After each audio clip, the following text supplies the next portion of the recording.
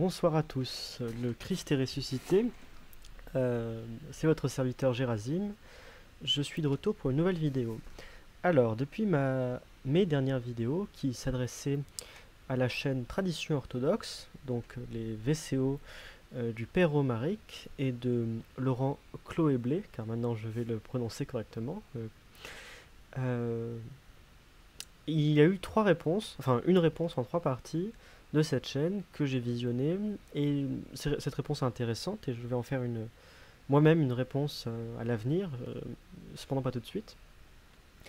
Mais dans cette réponse, Laurent Cloéblé dit quelque chose que je trouve intéressant, c'est qu'il pense que faire des réponses l'un à l'autre qui durent 5 heures où on réécoute ce que dit l'autre et point par point, peut-être que ça va devenir un petit peu long et un petit peu fastidieux et compliqué à faire.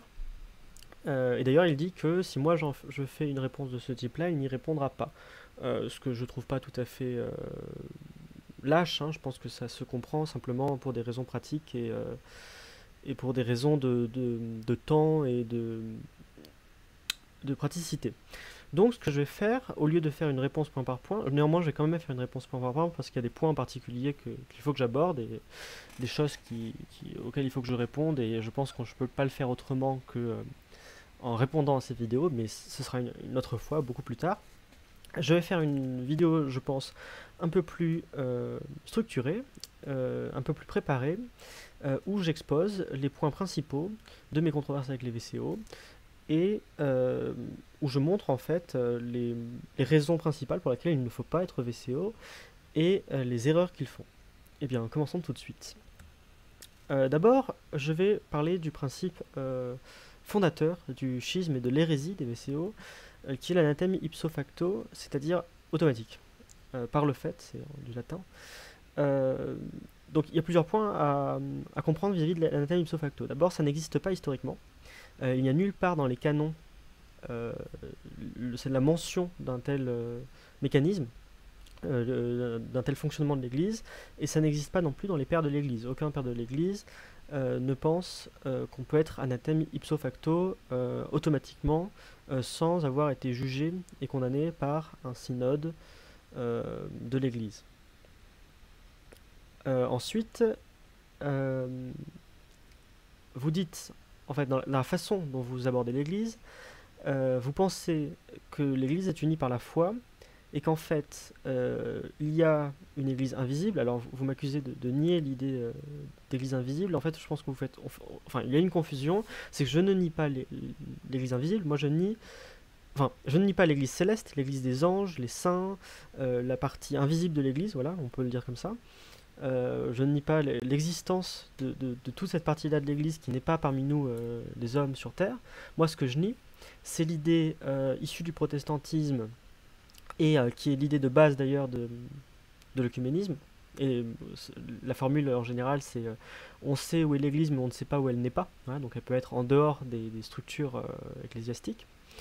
De l'Église invisible, c'est-à-dire qu'on serait, par une foi commune, unis par des liens qui nous rendraient de la même Église, malgré le fait qu'on soit dans des structures différentes. Il y aurait plusieurs arches de Noé, en fait, en quelque sorte.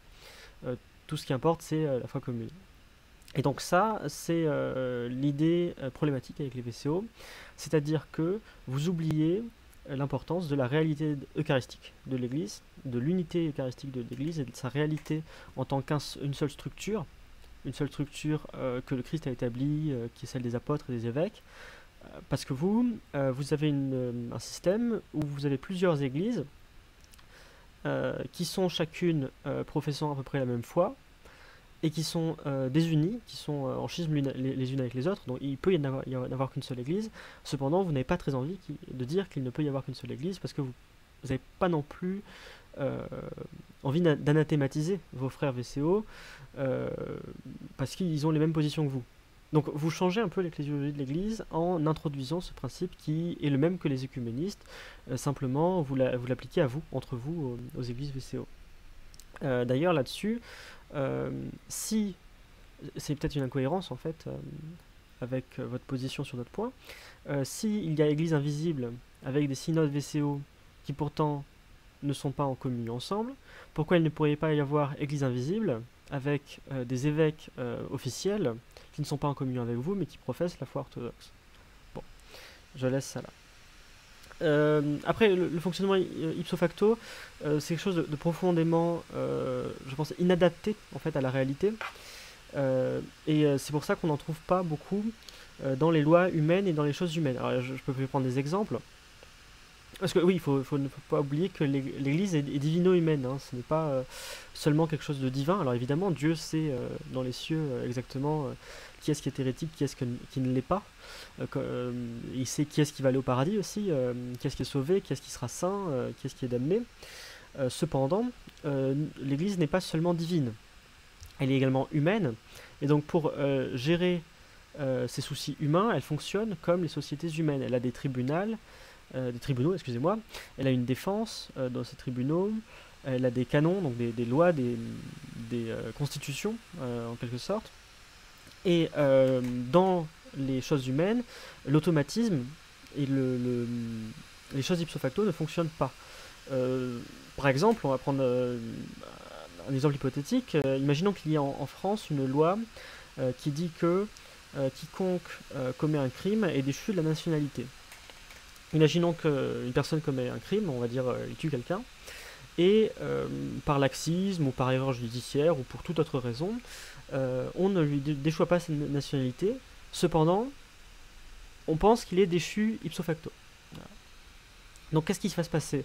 Quand il y aura des élections présidentielles, cette personne-là, déchue de sa nationalité, va voter aux élections présidentielles.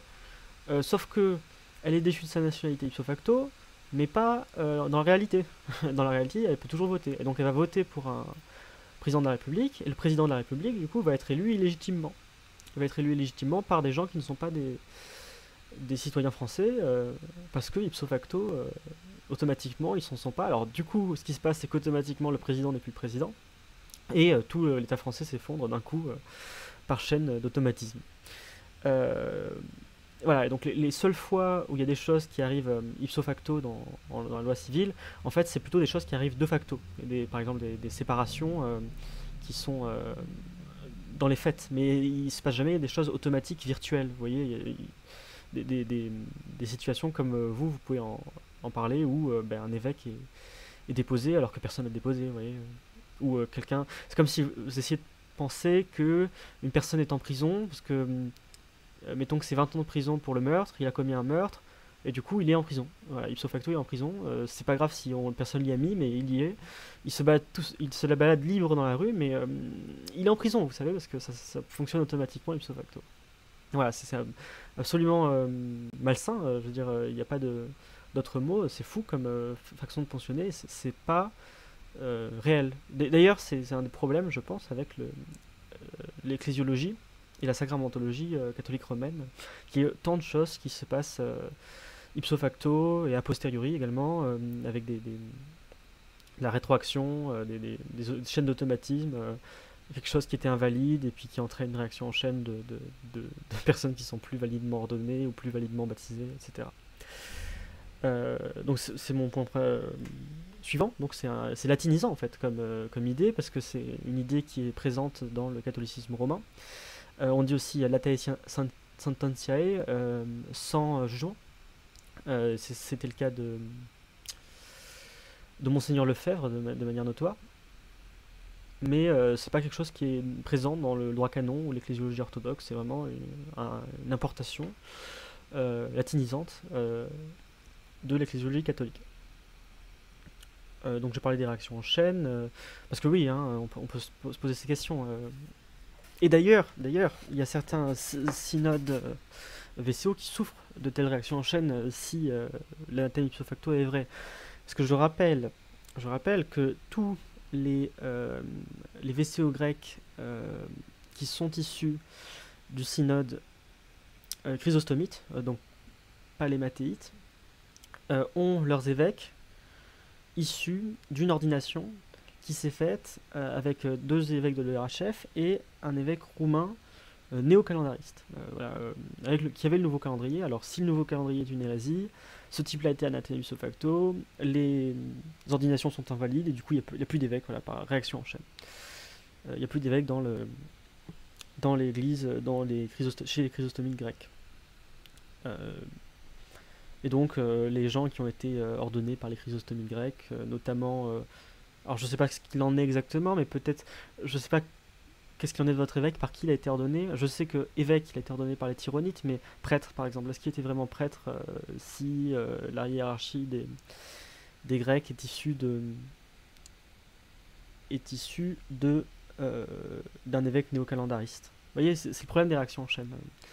D'ailleurs, chez les Russes aussi, il y a ces problèmes-là parce que euh, on se demande parfois par qui ont été ordonnés les gens, surtout les gens qui viennent de Moscou ou de l'ERHF, par qui et comment. Et c'est quelque chose, un problème qui ne se pose pas dans l'Église orthodoxe où il n'y a jamais de, euh, de fonctionnement automatique et de choses qui se passent a posteriori. Euh, J'en veux pour preuve, par exemple, que Séraphime Rose, Saint Séraphime Rose, quand il parle de la façon dont on reçoit les personnes à l'orthodoxie, et d'ailleurs je crois qu'il reprend Saint Basile, il me semble, il faudra que je vérifie, il dit en substance que la bonne façon de recevoir l'orthodoxie, c'est de baptiser par triple immersion.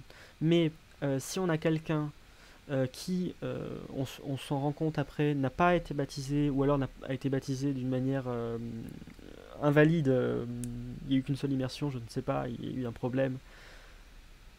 Si on s'en rend compte 10 ans après, que ça fait 10 ans qu'il prend la communion, qu'il participe au rite, au sacrement orthodoxe, il n'y a aucune raison, il ne faut surtout pas le rebaptiser. Ça ne se fait pas, c'est absolument contraire à l'esprit de l'Église, c'est-à-dire qu'on considère que euh, la chose, en quelque sorte, c'est réglé par économie, par le fait que il y a eu de toute manière communion eucharistique et réception de sacrement, et il n'y a pas besoin d'appliquer une discipline qui n'a pas de sens.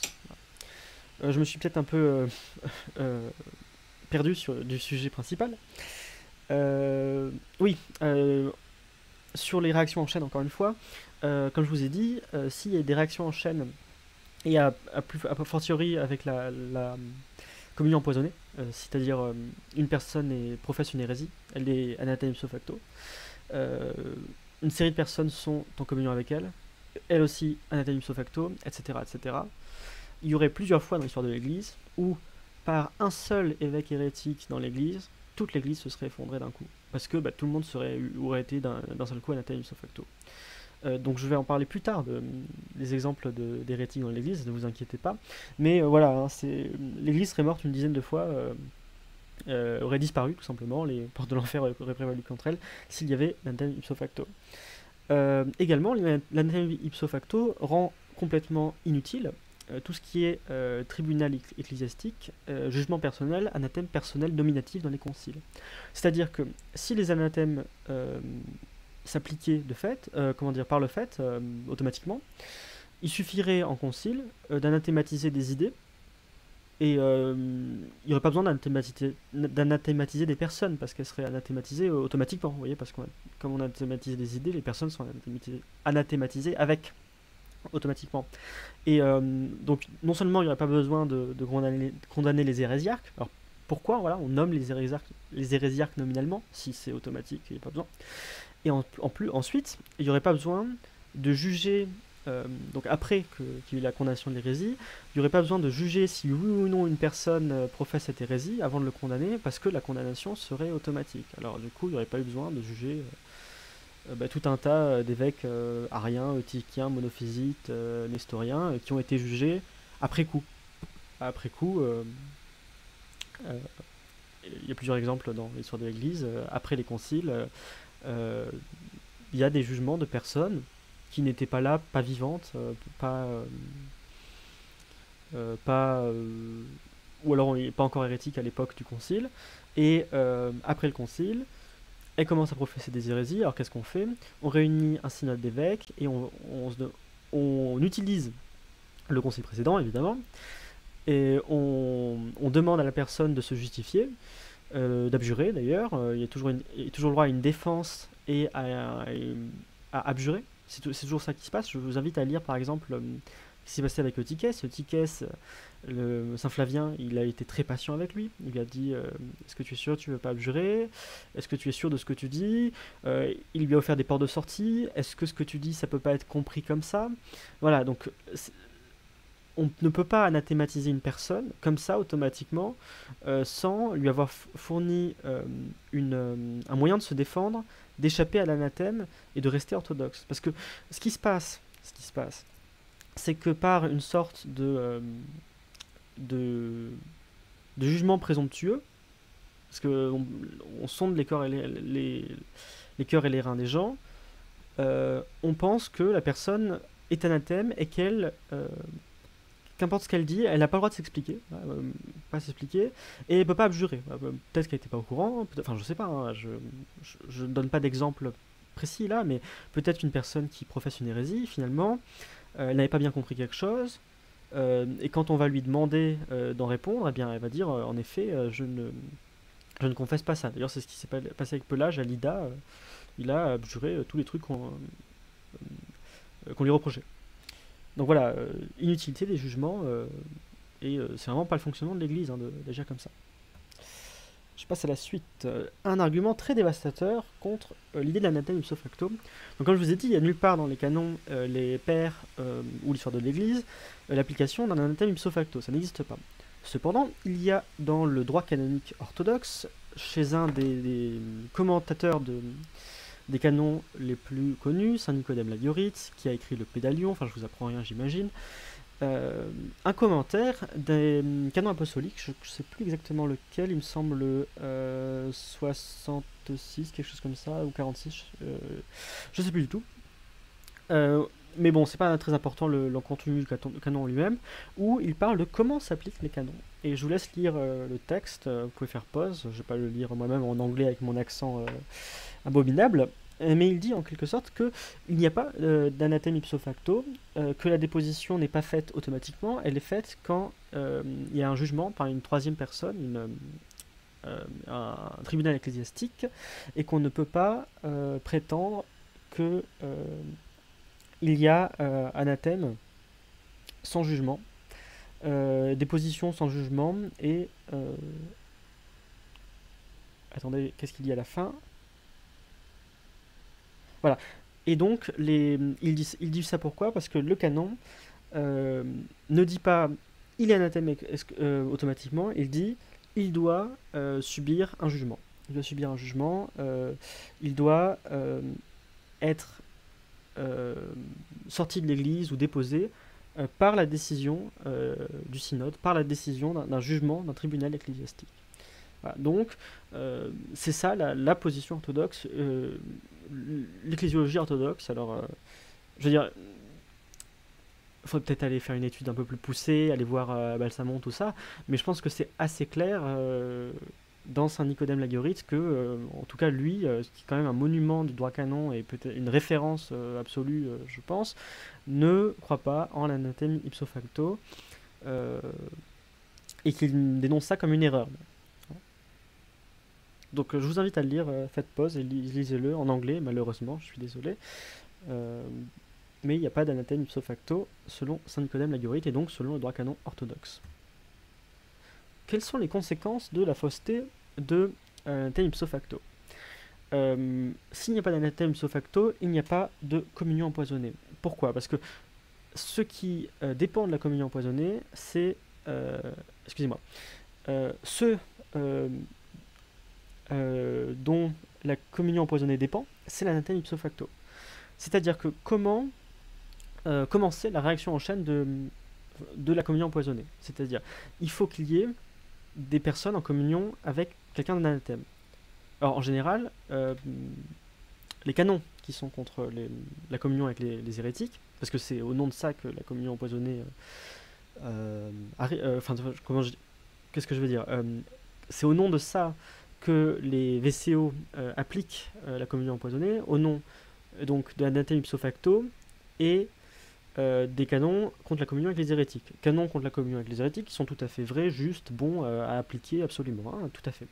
Sauf que il ne peut y avoir de communion empoisonnée que si une personne est en communion avec une personne hérétique.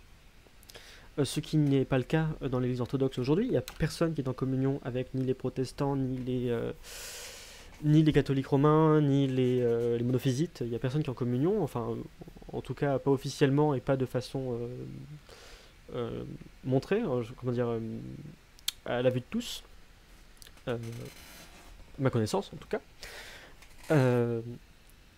Et donc, ils ne peuvent pas dire que ce type-là doit être anathème, pour commencer. Donc, la réaction en chaîne ne peut même pas commencer. Donc, pour la faire commencer, il faudrait qu'il soit anathème pour une autre raison, parce qu'il professe une hérésie, et donc il soit anathème ipso facto. Et donc là, à partir du moment où on a un anathème ipso facto, ben on peut dire qu'un tel est anathème, et là, tout de suite, on a des personnes en communion avec une personne anathème. Parce que, ben, comme la personne est anathème, ça y est, anathème automatique, et on peut appliquer donc les canons contre la communion avec les hérétiques, puisque cette personne est anathème automatiquement. Vous voyez, et donc c'est comme ça que commence la réaction en chaîne de la communion empoisonnée chez les vaisseaux. Donc sans anathème ipso facto, pas de commencement de la réaction en chaîne de la communion empoisonnée. Mais pas non plus de transmission, parce que mettons que demain, le patriarche Bartholomée décide de rompre de rentrer en communion avec Rome. Officiellement, là, il fait il arrive en grande pompe à Rome, vraiment, officiellement, on rétablit la communion avec Rome. Dans ce cas-là, le patriarche Bartholomée tomberait sous les anathèmes, les divers anathèmes contre la communion avec les hérétiques. Ça, il n'y a pas de doute. Lui, il tomberait dessous. Cependant, il ne serait pas anathème automatiquement. Il serait anathème une fois qu'on l'aura jugé pour ça. Vous comprenez? Et donc, les gens qui sont en communion avec Bartholomée ne seraient pas eux-mêmes passibles d'anathème avant que Bartholomée soit condamné. Et pour qu'il soit passible d'anathème, il faut qu'il y ait l'anathème ipso facto que Bartholomée, par sa communion avec François, par exemple, soit anathème ipso facto. Ce qui n'est pas le cas. Et donc là, j'ai représenté un peu comment ça marche avec des petits dessins. Donc A, B, C et D, ce sont des évêques chacun. Et donc il y a deux situations différentes. Quand une personne est un rond, ça veut dire qu'elle appartient à l'Église orthodoxe. Quand une personne est un carré, ça veut dire qu'elle appartient à une autre église, rien à voir avec l'Église orthodoxe. Quand une personne est verte, ça veut dire qu'elle professe l'orthodoxie. Quand une personne est rouge, elle professe l'hétérodoxie. Donc le premier cas, c'est le cas dont je viens de parler tout de suite, là, où on va dire que c'est Bartholomée, rentre en communion avec François. François, hérétique, mais en plus hors de l'Église. Carré. Qui est-ce qui est passible d'excommunication? Il n'est pas encore excommunié, hein, il est passible d'excommunication. Il est entouré en jaune, c'est Bartholomée, qui est là, C. Mais B et A n'ont pas qui sont en communion avec Bartholomée ou indirectement avec Bartholomée. Voilà, donc on va dire que ça, B, c'est le patriarche d'Antioche, je ne sais plus son nom, et A, le patriarche de Moscou. B et A, ils ne sont pas passibles d'anathème. Bien. Donc, donc ça, c'est la situation s'il y a vraiment la réaction en chaîne a commencé, parce que il y a une communion avec un hérétique, sauf que elle ne se transmet pas, parce qu'il n'y a pas d'anathème ipso facto. Deuxième schéma. Donc cette fois, on a un évêque qui fait partie de l'Église orthodoxe, sauf qu'il s'est mis à professer des hérésies. Alors lui, il est passible d'excommunication parce qu'il professe des hérésies. Voilà. Par exemple, mettons, il professe le nestorianisme, il tombe sous les anathèmes d'Éphèse. Donc il est passible d'excommunication, mais il n'est pas encore excommunié. Et donc C, B et A n'ont rien à craindre, ils ne sont pas passibles d'excommunication eux-mêmes. Voilà. Bien. La suite, le canon de prime second. D'ailleurs, je vais pouvoir faire un lien avec ce dont je viens de parler. Parce que qu'est-ce qui se passe là? Ce qui se passe, c'est que B et A, ou A, B et C dans ces cas-là, même si ils ne sont pas passibles d'anathème pour communier avec ces dés respectivement, ils sont du moins tout à fait encouragés, c'est une vertu, enfin autorisés, encouragés, et c'est une grande vertu pour eux, de rompre la communion avec ces gens-là, pour protester contre eux, pour schismer, hein, pour commencer en fait le processus de normalisation de la crise, euh, et faire du scandale en quelque sorte, et de cette manière provoquer la tenue d'un concile et l'anathème de ces gens-là en fait. Parce que ces gens-là sont passibles d'anathème, il faut les anathématiser, hein, j'en suis bien conscient. Néanmoins, ils ne sont pas automatiquement. Et donc, comment ils le font? Pourquoi ils peuvent coper la communion comme ça avec des hérétiques? Parce qu'ils sont autorisés selon les canons du concile de Prime II, concile qui a été convié en 861 par le patriarche Photius, Saint Photius de Constantinople. Je crois qu'il a été convié contre Ignace au départ, qui Saint Ignace d'ailleurs aussi. Que va faire ce concile? Il va régler comment on schisme en fait. À quel moment il est légitime de schismer, ce qui est quand même très important. Et il dit qu'on peut schismer avec un évêque si celui-ci prêche publiquement l'hérésie. Et une hérésie condamnée par les saints synodes ou par les pères. On ne peut pas inventer nous-mêmes une hérésie qu'on met dans la bouche des gens et on dit ah ben regardez, ça c'est une hérésie, c'est moi qui ai décidé que c'était une hérésie, alors le type je vais rompre la communion avec lui, hein, il faut vraiment que ce soit une hérésie. Donc s'il la prêche publiquement et donc il enseigne de l'ambon, alors ils peuvent tout à fait rompre avec l'évêque. Il n'y a pas écrit ils doivent obligatoirement rompre avec l'évêque, mais ils ne sont pas sujets à la peine canonique pour avoir rompu avec eux. Enfin là c'est les métropolites avec leur patriarche, excusez-moi, mais la chose est la même dans les autres cas, évêque avec métropolite, etc. etc. Je disais quoi? Oui, donc ils n'auraient pas... ils ne sont pas obligés de rompre la communion, ils sont autorisés à rompre la communion. Et donc il y a écrit non seulement ils ne sont pas sujets à de peine canonique, ils ne sont pas condamnés pour ce schisme-là, mais en plus ils se joignent aux défenseurs de l'orthodoxie. Voilà, ils gagnent de l'honneur et c'est une grande vertu pour eux. Et qu'est-ce qui est dit également?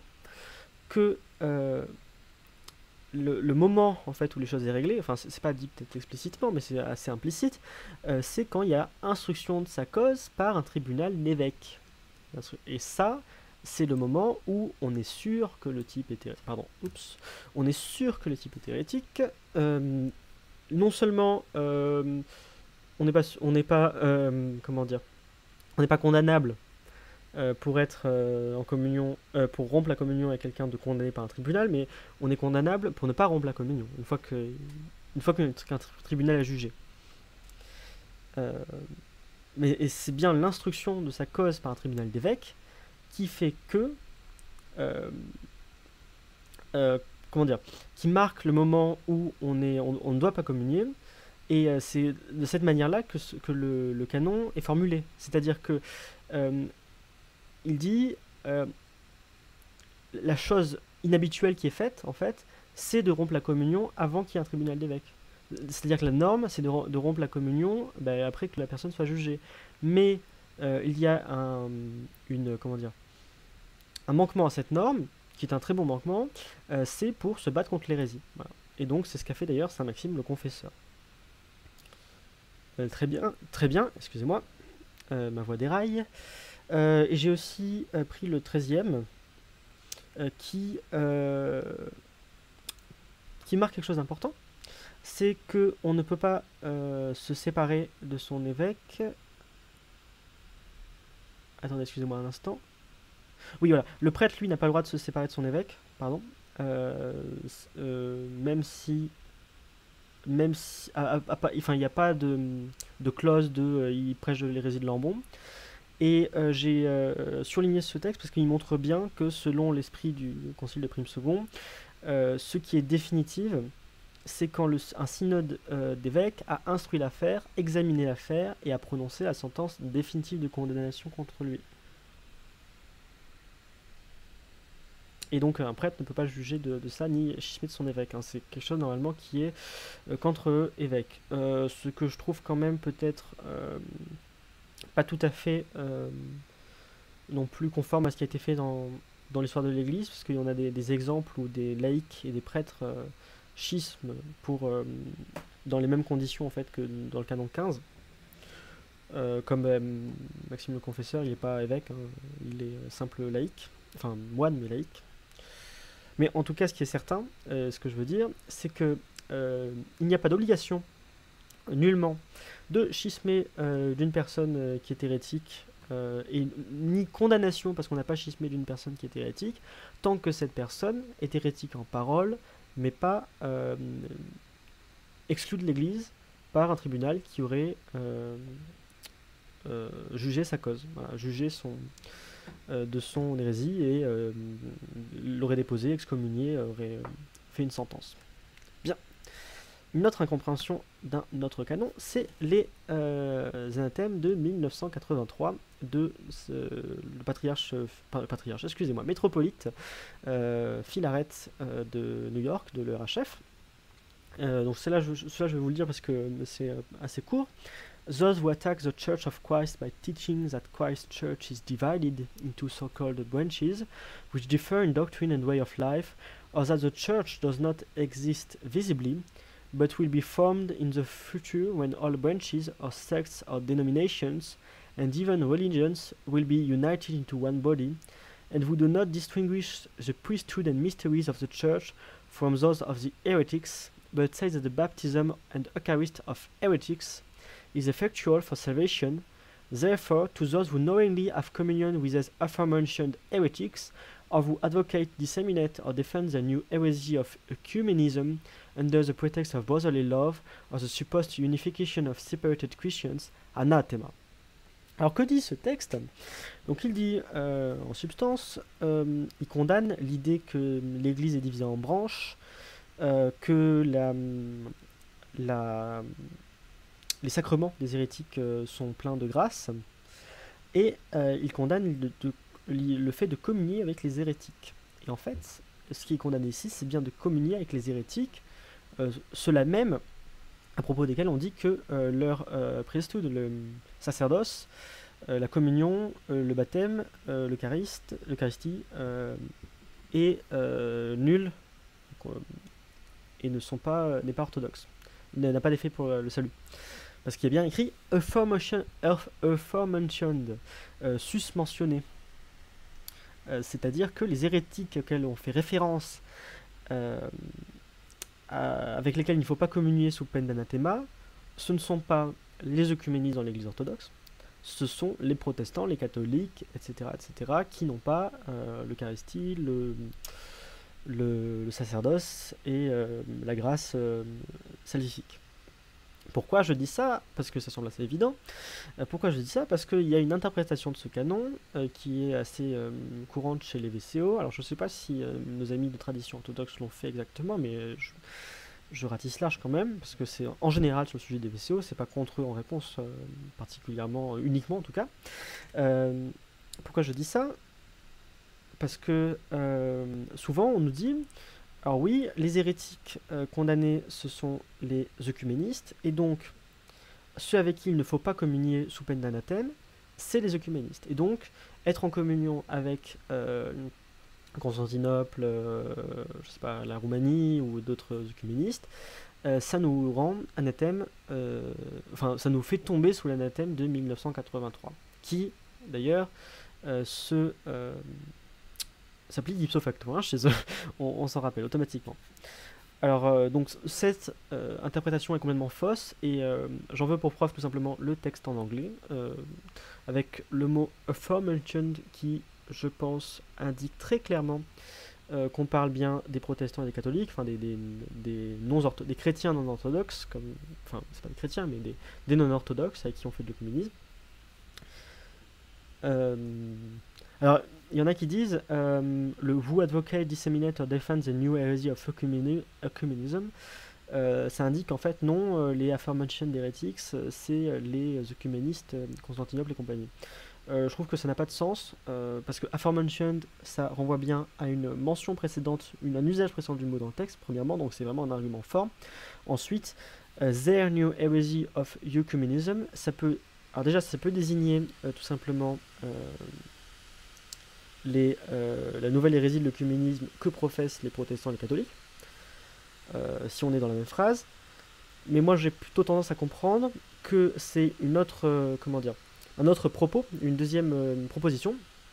Donc, ceux qui communient avec les catholiques et les protestants, et également ceux qui disséminent l'hérésie de l'œcuménisme. Et le zer, donc, c'est l'hérésie de l'œcuménisme qui est professée par les œcuménistes. Et donc ça anathématise non pas ceux qui sont en communion avec les œcuménistes et propagent... Voilà, donc ça ce serait l'interprétation VCO. Ce serait anathématiser donc ceux qui... on anathématise ceux qui sont en communion avec les œcuménistes et qui disséminent leur nouvelle hérésie de l'œcuménisme. Sauf que du coup, en fait, ceux qui sont en communion avec les œcuménistes, tout simplement, ce sont les œcuménistes. Enfin, je veux dire, il n'y a pas de différence. S'ils disséminent la nouvelle hérésie de l'œcuméniste, ils ne sont pas simplement en communion, ils sont eux-mêmes œcuménistes. Le texte ne fait plus trop de sens. Alors si c'est simplement ceux qui sont en communion avec les catholiques et protestants et ceux qui disséminent l'œcuménisme, donc c'est deux anathèmes, enfin deux propositions qui renvoient au même groupe de personnes, c'est-à-dire les œcuménistes qui peuvent faire plusieurs choses, notamment disséminer leur hérésie ou alors aller jusqu'à communier avec les catholiques et protestants. Bon, qu'est-ce que j'ai comme argument aussi pour cette interprétation-là? Le fait que le RHF a toujours été en communion avec Jérusalem. Il n'y a jamais eu de rupture de communion avec Jérusalem. Or, Jérusalem, de son côté, a toujours été en communion avec, par exemple, Constantinople. Et Constantinople était œcuméniste. Alors du coup, si l'anathème de 1983 condamne ceux qui sont en communion avec les œcuménistes, Jérusalem serait tombé sous l'anathème de 1983 et le RHF aurait rompu la communion avec Jérusalem. Sauf que non. Non, ils ont gardé la communion avec Jérusalem parce que justement ils ne comprenaient pas cet anathème comme s'adressant à ceux qui étaient en communion avec les œcuménistes, mais seulement aux œcuménistes. Donc ils sont en schisme avec Constantinople, qui est œcuméniste, mais ils ne sont pas en schisme avec Jérusalem, parce que Jérusalem, elle, n'est pas œcuméniste. Simplement, elle est juste en communion avec Constantinople, ce qui n'est pas suffisant et ce qui ne tombe pas sous l'anathème de 1983. Voilà, ça voudrait dire sinon que le RHF est incohérente avec elle-même, et d'ailleurs qu'elle tombe elle-même sous ses propres anathèmes, hein, parce que s'il y a le principe de la communion empoisonnée et l'anathème ipso facto, et donc également que ce canon s'applique à ceux qui sont en communion avec les œcuménistes et pas seulement aux œcuménistes, ça voudrait dire que Jérusalem anathème et le RHF anathème aussi, hein, donc on s'auto-anathématise, hein, c'est rigolo. Ensuite, oui, le RHF a communié avec plusieurs. Alors, je me suis mal exprimé dans le texte. Pas avec des œcuménistes en eux-mêmes, je pense pas, avec des évêques qui étaient sous des œcuménistes, avec des évêques de Constantinople, avec des évêques de diverses juridictions. Ça m'étonnerait qu'on célébrait avec des gens qui tiennent des hérésies. Ils auraient évité. Je pense qu'ils ont cette rigueur dans la façon dont comment dire, ils traitent leurs relations avec les autres gens, le RHF. Donc, excusez-moi, j'ai fait une erreur ici.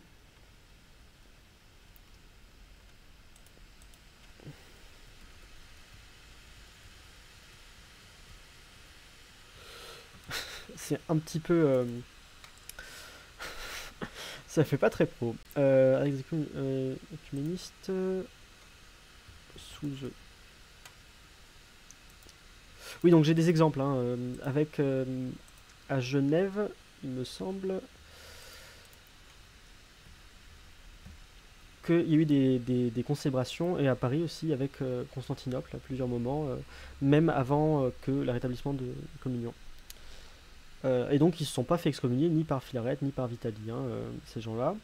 Donc visiblement, ça leur posait pas trop problème qu'il y ait concélébration avec des gens qui sont en communion avec des écuménistes. Voilà. Et d'ailleurs, autre chose qui est important à propos de cet anathème, parce qu'on pourrait dire, ah mais pourquoi vous appliquez pas cet anathème contre Bartholomée? Bon, alors déjà, on est déjà en schisme avec Bartholomée, alors ce serait difficile, mais cet anathème n'est pas tout à fait non plus, n'a pas la valeur des anathèmes qu'il peut y avoir à Éphèse contre Nestorius par exemple. Il n'est pas universel, il est local, que de l'RHF, et il n'y a jamais eu, à propos de cet anathème, de procès ecclésiastique et de désignation nominale d'hiérarque. C'est-à-dire que je pense que cet anathème n'a pas vocation en fait à condamner des gens en particulier maintenant, mais à condamner une hérésie, tout simplement. Et les hiérarques de l'ERHF n'ont pas dit dans leur anathème, oh anathème à Athénagore, etc., tous les évêques œcuménistes. Et je pense que ça révèle quelque chose d'assez intéressant. Et ils n'ont pas non plus donc fait de concile où ils anathématisent tout le monde. Ça révèle quelque chose d'intéressant à propos de l'ERHF, c'est qu'ils n'étaient pas dans une idée de schisme et on coupe tous les ponts, il n'y a plus rien à sauver et on fait notre truc de notre côté. Mais ils pensaient encore que c'était pas le moment de faire un concile et qu'il fallait attendre et peut-être se réunir pour pouvoir vraiment faire des procès ecclésiastiques, prononcer des anathèmes contre des gens en particulier, voilà, nommer des personnes féminées, ce qu'ils n'ont pas fait. Voilà. Donc je pense que ça conclut sur l'anathème de 1983, sa portée et son sens. Maintenant, je vais parler d'exemples d'hérétiques au sein de l'Église. Alors, il y en a des tas et des tas. Alors, je vais commencer par des hérétiques qui sont morts en communion et en paix avec l'Église, qui étaient des évêques légitimes et qui ont... C'est pas dont l'ordination n'a pas été discutée. En fait, dont les ordinations et tout ce qu'ils ont fait n'a pas été discuté. Alors, oui, pardon, oui, excusez-moi. C'est pas eux qui ont été ordonnés légitimement, enfin si, mais ce que je voulais dire, c'est ils ont ordonné des évêques légitimes et quand ces évêques-là n'ont jamais été réordonnés, il n'y a pas eu de problème parce qu'on ne pensait pas que ces gens étaient anathème ipso facto, parce que de toute manière on ne les condamnait pas avant, ils étaient morts en paix avec l'Église. Alors, ils ne sont pas tous évêques, hein, évidemment. Donc on a Théodore de Mopsuest, qui a, il me semble, ordonné Saint Jean Chrysostome, qui a été condamné après coup.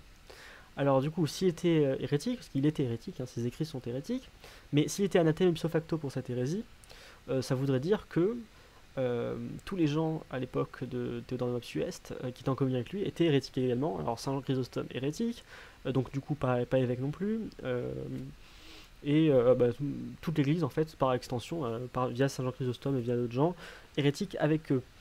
Origène, donc Origène était hérétique, pourtant il y a plein de gens qui étaient en communion avec lui. Les Cappadociens étaient pas de la même époque, mais était très admirateur d'Origène. Évidemment, il y avait des opposants, mais il y avait aussi des gens qui étaient en communion avec lui. Alors du coup, s'il était hérétique, pareil, tous ces gens-là étaient anathèmes avec. Mais du coup, il y a eu des hérétiques dans l'Église. Hein. Ces gens-là n'étaient pas automatiquement hors de l'Église. Je pense que ça tombe sous le sens. Hein. C'est anathème. Théodore de Mopsuest était dans l'Église. Il est resté toute sa vie, il est mort dans l'Église. Origène aussi. Et ils ont été traités par leurs contemporains et leurs successeurs avant leur excommunication comme des membres de l'Église. Voilà, donc Évagre le Pontique, Didyme l'Aveugle aussi d'ailleurs. Donc les anathèmes du 6e concile, pareil, c'est sur des gens qui sont morts en paix avec l'Église, qui n'étaient pas condamnés automatiquement, n'étaient pas automatiquement hors de l'Église avant. Serge, Paul, Pyrrhus, Cyrus, Honorius de Rome, tous ces gens-là étaient hérétiques au sein de l'Église. Donc ça existe, hein, vous dites ça n'existe pas les hérétiques au sein de l'Église, bah si, absolument. Sinon il n'y aurait jamais eu des anathèmes post-mortem, quoi. Ça existait, Serge était dans l'Église, et il n'a été anathématique qu'après sa mort. Il n'était pas automatiquement anathème, idem pour tous ces autres patriarches de Constantinople, pour Cyrus d'Alexandrie, idem pour Honorius. On a des saints hérétiques, alors c'est là que ça se corse, c'est que non seulement on a des hérétiques au sein de l'Église, mais on a des hérétiques au sein de l'Église qui sont saints. Alors, je parlais de Saint Artème. Alors, Saint Artème n'est pas un évêque, lui, c'est un soldat romain qui était arien dans ce qu'il professait. Cependant, on le vénère comme martyr. Il n'y a pas besoin c'est pas un problème de le vénérer, même s'il est hérétique. Pourquoi? Parce qu'il est dans l'Église, euh, ce qui est la condition sine qua non pour être saint. Donc ça, il n'y a pas de problème, il est dans l'Église. Et même s'il professait des erreurs, c'était pas non plus un évêque ni un hérésiarque, c'était pas quelque chose qui était très nocif pour sa sainteté, et en plus il est mort en martyr, et le martyr a tendance à effacer toutes les fautes petites ou grandes qu'une personne a commises, parce que c'est la plus grande des vertus. Et donc cet hérétique-là était dans l'Église au point d'être saint, et il est aujourd'hui parmi tous les saints à prier pour nous dans les cieux. Et vous vous dites qu'il n'y a pas d'hérétique dans l'Église, donc ce type-là n'était pas dans l'Église, il n'est pas saint. Bon, bah, il était automatiquement hors de l'Église, parce que quand on est hérétique, on ne peut pas être dans l'Église. Il y a Saint Justinien aussi, Saint Justinien qui était aftartodocète à la fin de sa vie. Bon, après on peut peut-être discuter de s'il était hérétique ou pas, mais en tout cas il est mort en paix avec l'Église, donc il peut être saint, mais il est mort hérétique. Il professait l'hérésie, il y avait l'évêque de Constantinople qui était tout à fait contre lui, pourtant on le vénère comme ça. Pour sa femme Sainte Théodora, c'est encore plus caractérisé, parce que elle, je pense qu'elle a toujours été hérétique toute sa vie, elle a toujours été monophysite, mais on la vénère quand même, parce qu'elle était dans l'église et on lui trouve une grande vertu. Elle était prostituée, elle est devenue une femme vertueuse, donc on la vénère aussi. Bien, on a des pères de l'église qui ont professé des hérésies. Des hérésies condamnées, hein, pas que des hérésies, simplement, ils sont en divergence avec d'autres pères. Ils ont professé des hérésies condamnées. Donc on a Saint Augustin qui professe le filioque, c'est quand même problématique. On a Saint Grégoire de Nice qui professe l'apocatastase, qui est condamné au 5e concile œcuménique. Et on a Saint Isaac le Syrien qui professe le nestorianisme, et l'apocatastase aussi, il me semble. Dans certains écrits. Alors ça il y a plus de doutes, je pense, vis-à-vis de Saint Isaac le Syrien. Et en tout cas, en fait, la tradition grecque de Saint Isaac le Syrien ne retient pas ces textes hérétiques. Alors soit, tout simplement, on a fait une réception orthodoxe de Saint Isaac le Syrien, c'est-à-dire qu'on a... et peut-être même qu'on a modifié les textes, hein, mais en tout cas, on a trié le bon grain de livret et on a fait une sorte de Saint Isaac orthodoxe. Soit les Syriaques ont inventé des textes hérétiques à Saint Isaac, mais bon, je trouve ça peu probable non plus. Mais en tout cas, il aurait des écrits hérétiques. Alors ces gens-là, du coup, est-ce qu'ils étaient hors de l'Église? Parce qu'ils alors, malgré tout ce qu'ils ont pu écrire de tout à fait bien orthodoxe, ils ont fait des erreurs condamnées, quoi, des hérésies. Hein, il n'y a pas photo. Hein, les filioque et l'apocatastase, c'est des hérésies. Alors du coup, est-ce que ça veut dire qu'ils étaient hors de l'Église automatiquement, qu'ils sont plus saints, qu'ils sont plus pères de l'Église, et qu'ils n'étaient même pas dans l'Église, quoi parce que, vous savez, il n'y a pas d'hérétique dans l'Église, selon vous. Voilà. Sans parler du coup, anathème ipso facto, réaction en chaîne, tout le monde est hérétique. Bon, je vais pas vous la refaire à chaque fois. Voilà, après, il y a plein d'autres exemples d'autres personnes qui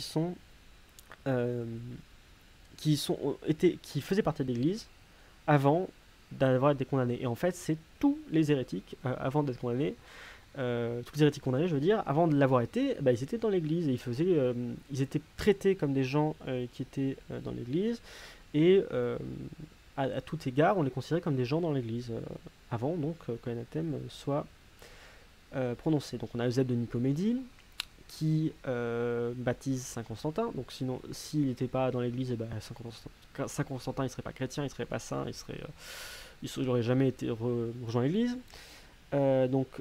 Tous les évêques ariens dans la période post-nicéenne, parce qu'il n'y a pas que Eusèbe de Nicomédie qui ont accepté Nicée, mais qui après, donc du coup ils ne sont pas tombés sous les anathèmes, mais qui après ont changé de position. Ils sont restés dans l'église, ils ont juste changé de position, donc c'est problématique. Donc on a Mélès, Acas et les Homéens à l'époque de Saint Basile. Mélès était il me semble, en communion encore avec des semi-ariens, des Homéens, et Acas qui était à Constantinople, il me semble, je ne sais plus exactement. Mais tous ces gens-là, voilà, ils étaient encore dans l'église, alors qu'ils étaient hérétiques, mais ils n'avaient pas encore été condamnés eux-mêmes nominalement. Nestorius, avant sa condamnation, on le traite, Nestorius, alors qu'il est déjà hérétique, alors qu'il a déjà dit tout ce qu'il a fait condamner, alors que Cyril a écrit ses lettres contre lui, Léon a écrit sa lettre contre lui. Cyril, on le traite comme un évêque. On le traite comme un évêque, comme un membre de l'Église orthodoxe. Il a toute la dignité d'un membre de l'Église orthodoxe.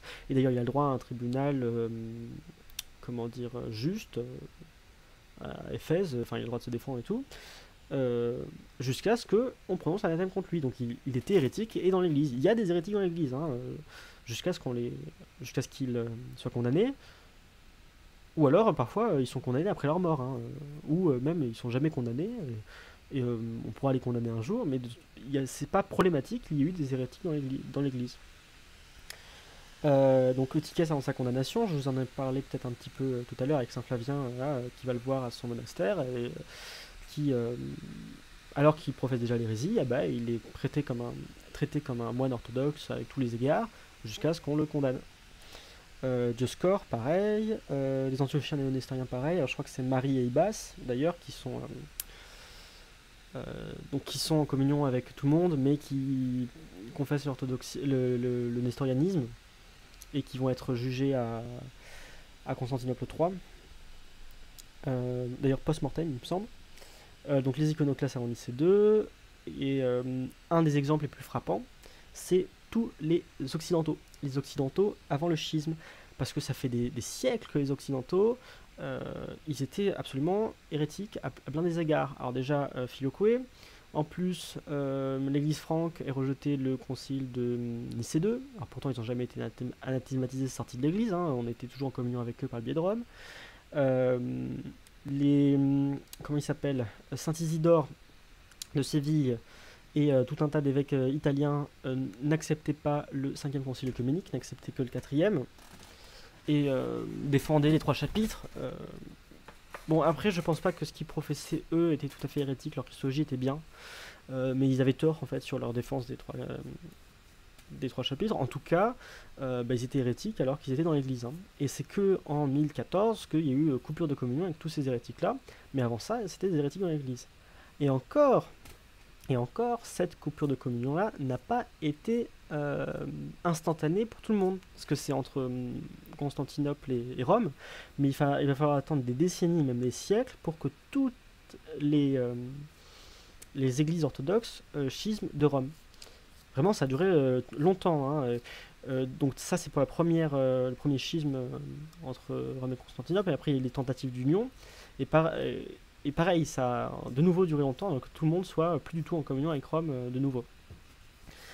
Et oui, donc il y a toute une période après 1054 où Constantinople donc est en schisme avec Rome parce que Rome est hérétique, très bien, mais il est en communion avec Alexandrie, et Alexandrie est en communion avec Rome, qui est hérétique, mais la communion s'est pas coupée tout de suite. Je crois qu'il a fallu attendre quelques décennies, j'ai pas la date exacte, mais je crois à partir des croisades, c'était un peu plié parce qu'ils ont viré la hiérarchie sur place, donc je pense que le schisme était consommé après les croisades, donc ça a duré quelques décennies avant que les choses se normalisent et qu'il y ait vraiment une coupure pleine entre Rome et le reste de l'église, enfin la vraie église orthodoxe. Voilà. Donc là j'ai fait une liste des patriarches hérétiques, je pense que c'est intéressant. Tous ces patriarches étaient des vrais patriarches, ils n'étaient pas automatiquement hérétiques, et ils ont été dans l'église. Il y en a un certain nombre qui n'ont jamais été condamnés par aucun concile nominalement ni déposés. Je vais attirer votre attention sur divers personnes. Oui, sur les Antiochiens, ici. Les derniers Antiochiens, oups. Après c'est vers Athanase 2 ou 3, Euthyme 2 ou 3, Euthyme 3 ou 4, Macaire 3, Néophytos, Athanase 3 ou 4 et Cyril 5 ou 3. Tous ces évêques patriarches d'Antioche là, c'est à une époque juste avant le schisme avec les uniates melkites. Et ces gens-là, systématiquement, veulent communier avec Rome, sont absolument hérétiques, sont élevés, éduqués par des jésuites. Il y a un très bon livre de Callistos Fuer là-dessus, sur les missionnaires au Levant, ou un article seulement, excusez-moi, les missionnaires au Levant et la façon dont ils ont interagi avec l'Église orthodoxe. Ces gens-là sont des apostats, hein. Ces gens-là sont hérétiques à tous les degrés, ils communiaient avec les latins, ils étaient absolument hérétiques. Pourtant, ils étaient dans l'Église. Ils étaient dans l'Église, c'est eux les évêques légitimes de toute cette période. Et c'est pas des melkites, hein. Les melkites, c'est après, quand il y a eu un schisme entre deux personnes. Je crois que c'était Cyril VI pour les melkites et nous, je sais plus exactement le nom. Mais ces gens-là sont dans l'église, malgré le fait qu'ils étaient tout à fait hérétiques. Et ils n'ont jamais été condamnés pour ça, il me semble. pour tout ce qu'ils ont fait, mais c'était dans l'église. Il y a des personnes hérétiques dans l'église tout le temps, à toutes les époques, j'en ai des tonnes et des tonnes. Alexandrie, on peut regarder aussi, il y a toutes les personnes qui précèdent le schisme complet avec la monophysite, parce que comme avec Rome, ça s'est pas fait en l'espace de hop, on a fait Chalcédoine et c'est fini, on a coupé tout d'un coup.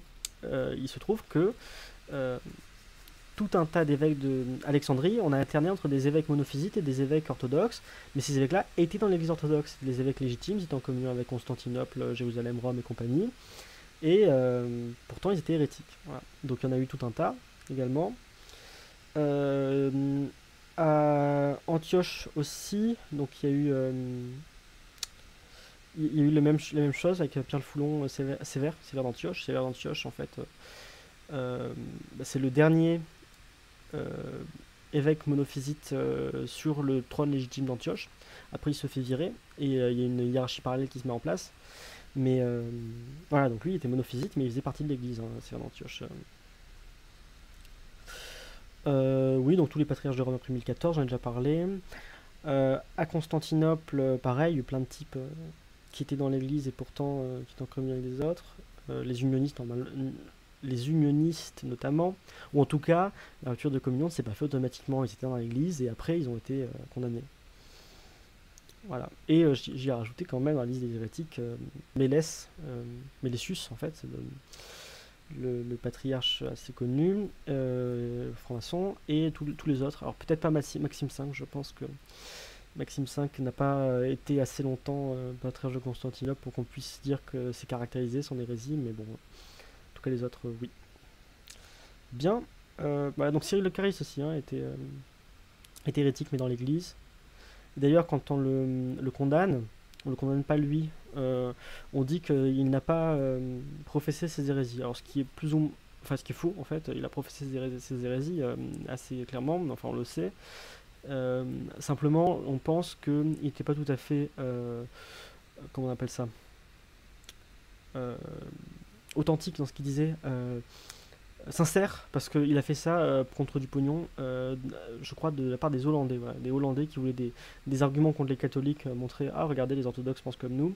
Du coup, il a fait une profession de foi hérétique, sans lui pourtant peut-être être hérétique dans sa tête. Mais en tout cas, il professait une hérésie de l'ambon, à la confession de foi, qui a été condamnée et tout. Mais lui, il était dans l'église. Bien, je vais pour clore cette vidéo, je vais faire quelques petits rappels de bon sens. La canonicité, quand on est une église, être dans une église canonique, c'est pas seulement être dans une église et respecter des canons dans son coin. Moi, je vais pas me constituer en église tout seul, je vais prendre tout le tome, le pédalion, gros pavé de droit canon, et faire ça dans mon coin, me dire, oh, bah, je suis évêque, j'ordonne des gens, je fais bien gaffe, il y a 3 personnes, j'applique tous les canons. Je ne peux pas. Je ne peux pas être canonique, c'est aussi avoir une origine canonique et ne pas être en schisme, mais être en communion avec l'église orthodoxe. Il ne suffit pas d'être dans une église qui respecte des canons ou certains canons pour être canonique. Oula, je voulais mettre coin, je voulais pas mettre coin. Excusez-moi. Dans notre coin. Excusez-moi. Hop. Donc c'est la dernière slide. On ne peut pas être canonique dans son coin. Il faut absolument faire partie de la structure légitime de l'Église, celle qui existe depuis les apôtres et où il y a continuité. Et donc ça m'amène à mon deuxième point. Les portes de l'enfer n'ont jamais prévalu contre l'Église. Il y a toujours une Église. Une Église, un corps visible, avec des gens qui sont en communion les uns avec les autres, qui s'envoient des lettres, qui s'inscrivent dans les diptyques, et qui se succèdent de façon normale. Et jamais l'Église orthodoxe n'a été un schisme en fait. L'Église orthodoxe a toujours été de l'Église et ce sont les autres églises qui sont parties, enfin les autres donc pseudo-églises, les parasynagogues, pour reprendre un terme que j'ai utilisé tantôt, sont les parasynagogues qui en sont partis, qui ont schismé. Nous on n'a jamais schismé de personne. On a été l'Église continuellement qui est restée orthodoxe sans jamais partir, schismer. Les gens ont schismé de nous. Et d'ailleurs, ça se voit bien avec ce qui s'est passé avec Rome.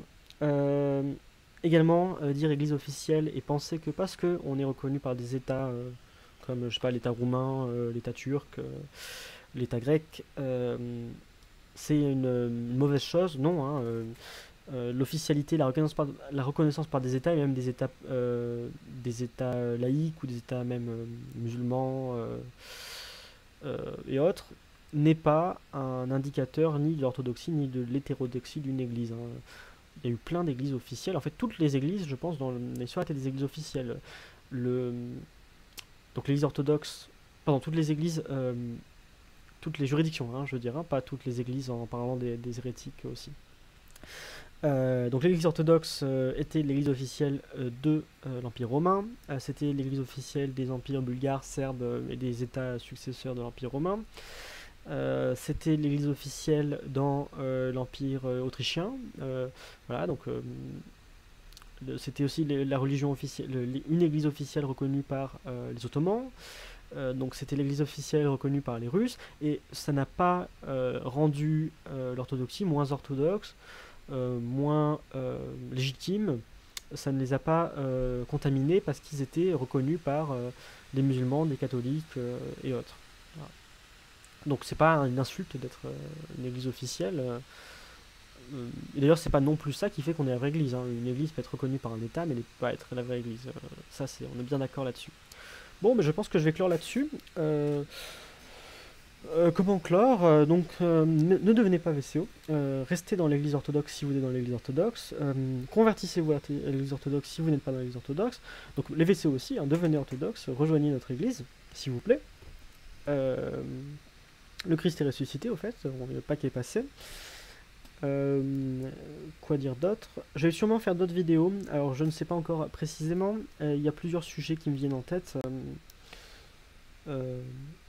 Notamment une des réponses à une sorte de quote mine des catholiques contre la distinction essence-énergie, qui est assez lamentable.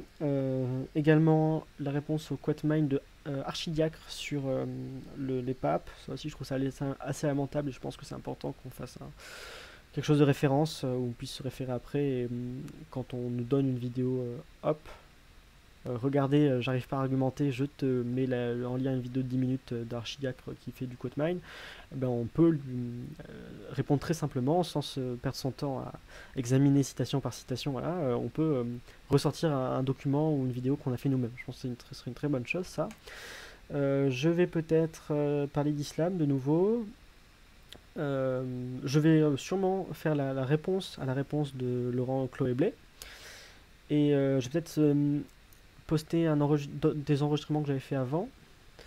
Voilà, donc je vous tiens au courant, et n'hésitez pas en fait à, dans les commentaires, dire ce que vous voulez voir, un sujet ou un point peut-être de mon exposé que vous voulez plus précisément, ou si vous avez un argument à m'opposer, ou tout simplement si vous avez besoin d'aide pour répondre à quelqu'un, ou n'importe quoi. Voilà, si vous avez besoin de savoir plus sur quelque chose, que ce soit sur l'orthodoxie ou sur catholicisme romain, VCO, histoire de l'Église.